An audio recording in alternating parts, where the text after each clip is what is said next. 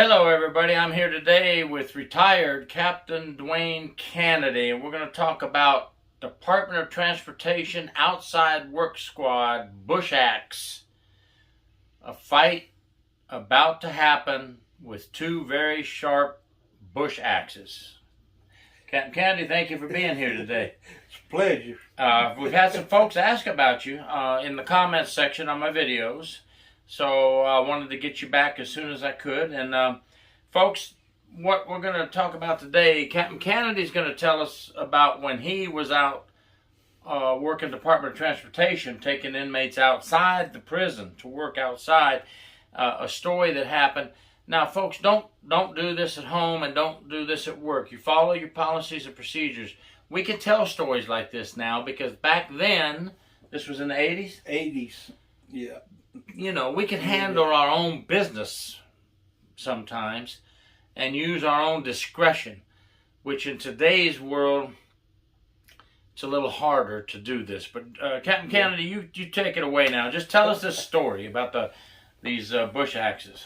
Well, we were working at temperatures like 100 degrees back then, and you know, when you're working in heat like that, tippers flare and they get mad at each other like any coworker would. But in their case, they had some really deadly weapons that they carried to cut all the brush down, and we were in some heavy swamp cutting brush, and two of them got to arguing about something, and next thing I know, they're facing each other with these two bush axes, which bush axe is a long handle with a big wide blade, which they kept them razor sharp because they cut small trees down with them and stuff.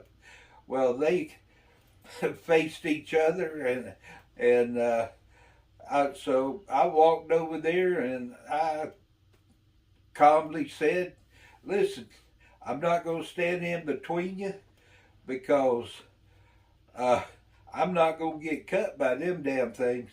And if y'all want to go at it, go ahead. I'm not going to stop you.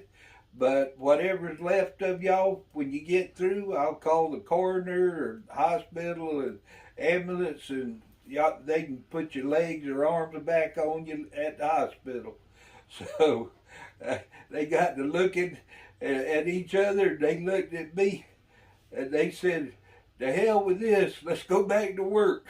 and that was the end of it. No more arguments, and I've had them fighting each other, you know, with fists, which that was fine as long as they were using fists and no machetes or bush axe weapons and stuff. But it was some crazy times back then. But back in the early 80s, you pretty well handle things yourself as an officer, and not administrative wise, and you got a lot more respect from the inmates, and the majority of the time it never happened again, but there's always a chance that it would.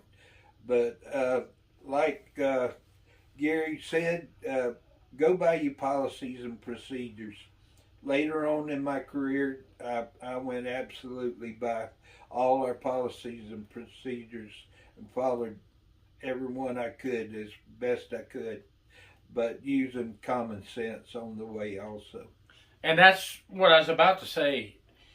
You came up from old school because the guys that taught you were from the 60s and 70s. Yeah.